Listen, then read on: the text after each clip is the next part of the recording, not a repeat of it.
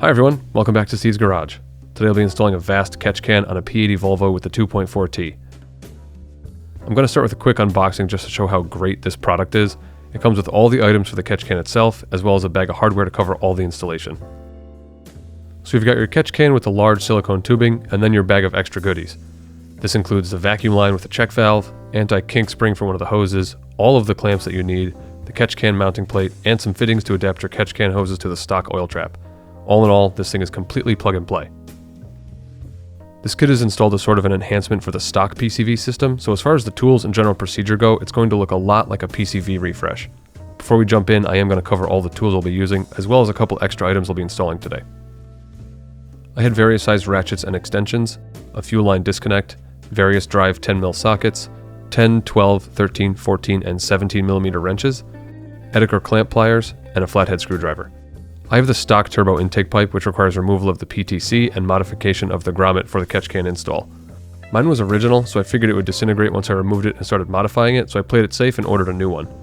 Because you're in there, it's not a bad idea to service the PCV system if you're unsure of the condition of it.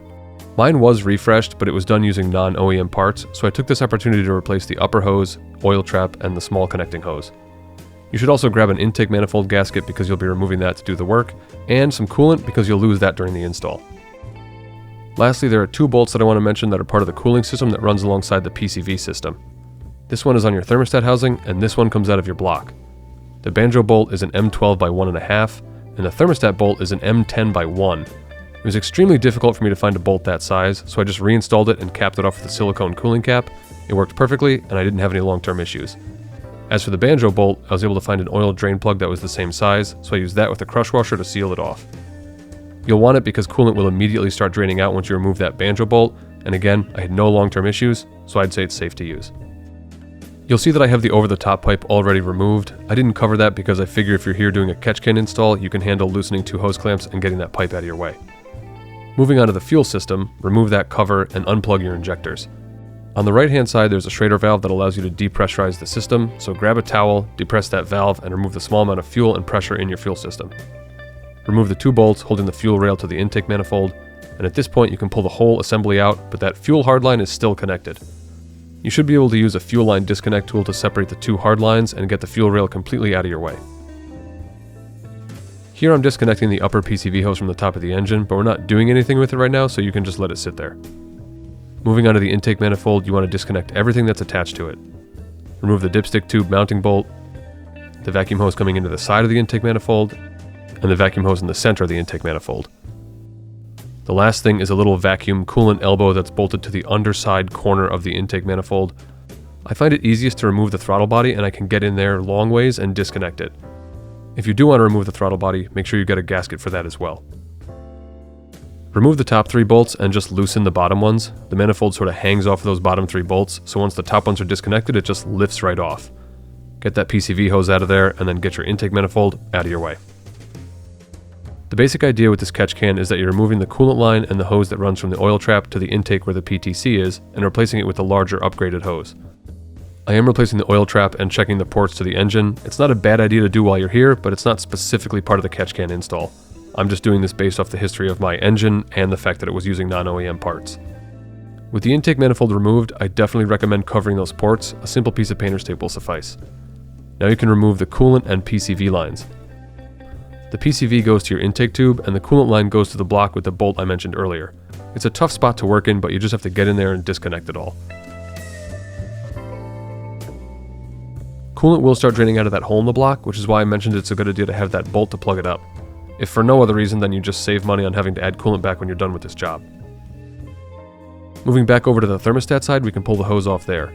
I do recommend covering the alternator with something like a bag because coolant will come out and you don't want to damage it. You can see here where I capped the end off. There's no need to remove that piece unless of course you can find a bolt to plug it with. Here I'm just reinstalling the oil trap and elbow hose that goes back to the block. Again, because this isn't specifically part of the catch can install, I'm kind of glossing over it, but feel free to leave a comment if you have any PCV related questions. Next we're going to take that PCV hose coolant line assembly that we just removed and bring it over to the workbench. We don't need the coolant lines anymore, but we do want that fitting as a vacuum source. Once you cut the clamps and grab that, it'll be bolted back to the intake manifold with the original check valve bolt, and then you'll be running the vacuum line that was included in the kit from that little elbow piece to the catch can. While you're here, you might as well attach that elbow back to the intake manifold. It'll just be easier than doing it once it's back on the engine. Remember that there's a crush washer first, then the fitting, then another crush washer, and then your bolt. The orientation doesn't really matter because we're just using it for vacuum and that line is pretty long and flexible, but I did put it back in the stock-ish position. Now I want to cover the modification of the PTC grommet. As you can see, the original grommet is really hard, which is why I was worried about removing the PTC without damaging the grommet itself. The new grommet is nice and pliable, so it'll easily go back into the intake tube, and that's kind of what I figured. It's assembled by putting the larger end of the metal fitting into the grommet itself, and then the blue hose goes onto the smaller end and runs up to your catch can. It'll be pretty hard to film once it's assembled and on the car, which is why I wanted to give you the overview here. You want to make sure that it's the correct orientation. The flat side is down and the side with the notch is up. It's a pretty tight fit when getting it in there, so I actually used a large socket to press it into place uniformly. Once it's in place, you can grab one of the included Edeker style clamps and tighten that down. Going back over to the engine, we can install the OEM hose that runs from the oil trap to the top of the engine. Then we can grab that elbow fitting that was included in your kit, which is machined out to fit over the port on the oil trap. That will have to be clamped into place, and then you'll attach the long blue hose to it, which will run to the catch can. I'm not securing anything just yet because I wanted to mock it all up before I tightened everything into place. Moving up to the mounting location of the catch can, I'm just continuing to mock it up before I do the final install. The long hose from the oil trap goes to the front port on the catch can, while the short hose from the intake goes to the rear. Make sure you have that little anti-kink spring on there because it will be a pretty tight bend on a short piece of hose. As for the longer hose, you just want to make sure it bends nicely and clears the engine. Once you're happy with how it all fits, go ahead and clamp everything into place. At this point, you can work on getting the intake manifold back on the engine, and don't forget that new gasket. Before bolting it on, it's a good idea to install the new vacuum hose. The check valve arrow should point towards the intake manifold. And just a side note about the check valve, you want to make sure its final position is oriented horizontally, otherwise it may not function correctly. If it's, say, vertical, that little ball inside the check valve will be held open or closed, and then your check valve isn't going to be checking. I'll also be bolting up the throttle body, and again, don't forget a new gasket.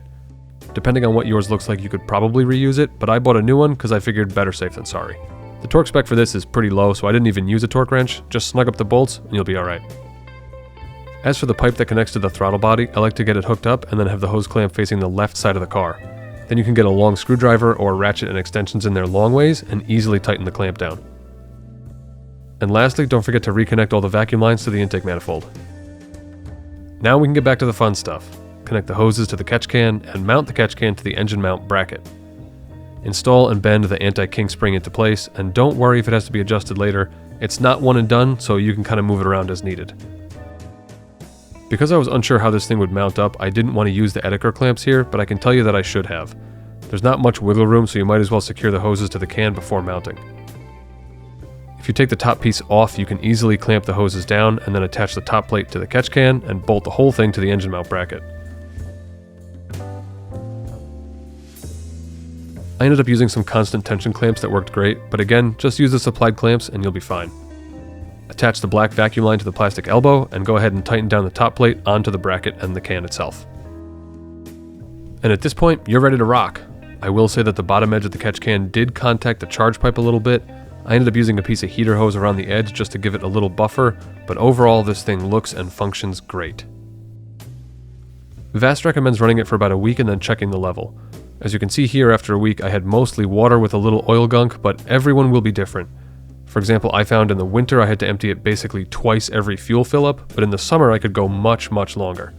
At the end of the day, your ambient conditions, type of driving, and the engine itself will all determine the interval in which it needs to be emptied and what it looks like inside the can. So just keep an eye on it for a bit to figure out what it's doing, and keep in mind that the changing of the seasons will have an effect on what ends up in there. Overall, I'm very happy that I installed this catch can. It's a high quality product and a pretty easy install for something that benefits these older engines with such a finicky PCV system.